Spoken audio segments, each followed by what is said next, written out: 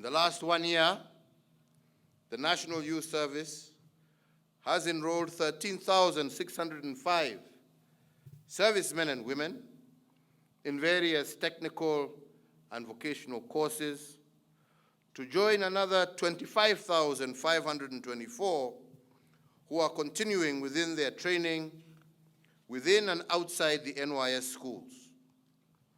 Of these, 8,757 are due to graduate with trade skills in various fields, a measure that will bridge the existing gaps in those fields and provide the human resource impetus required for driving our economy to greater heights.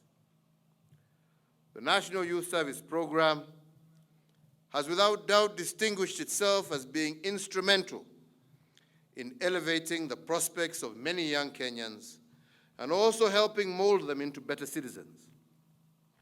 NYS has given young Kenyans the skills and competencies for entrepreneurship and employment, in addition to inculcating the ethos of patriotism, loyalty, integrity, duty, and service to the nation that has made graduates better citizens. The government has found the NYS trained youth a vehicle and useful resource to fast-track the achievement of our national development agenda. In this respect, my administration has over the last 1 year engaged these young patriotic Kenyans in several transformative infrastructure projects. Among these are the rehabilitation of the Nairobi-Nyanyuki railway line, the ongoing Nairobi-Nakuru, Kisumu, Gilgil, and UHURU railway lines, as well as the rehabilitation of the Kisumu port, as well as other ports around Lake Victoria. The National Youth Service men and women have also played a significant role in the desert locust control in various counties across the nation, supervision also of the National Hygiene Program, better known as Kazi Mtaani, and enforcement of containment measures against COVID-19, amongst other notable duties.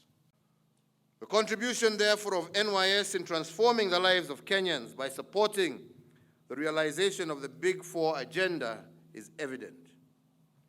In the last 1 year, the National Youth Service registered 22,541 servicemen and women under NHIF, and a further 393 servicemen and women have been enrolled to undertake medical courses at the Kenya Medical Training College, as I directed during the last pass-out parade. These steps are an important addition in our quest for affordable health care for all. My administration has for the last 2 years worked towards transforming the National Youth Service in terms of its institutional and legal frameworks to enhance its capacity in executing its mandate for the benefit of the youth of this country. I note today that since we put in place the National Youth Service Council, there is without doubt greater efficiency, effectiveness, transparency, and accountability in the operations of the service.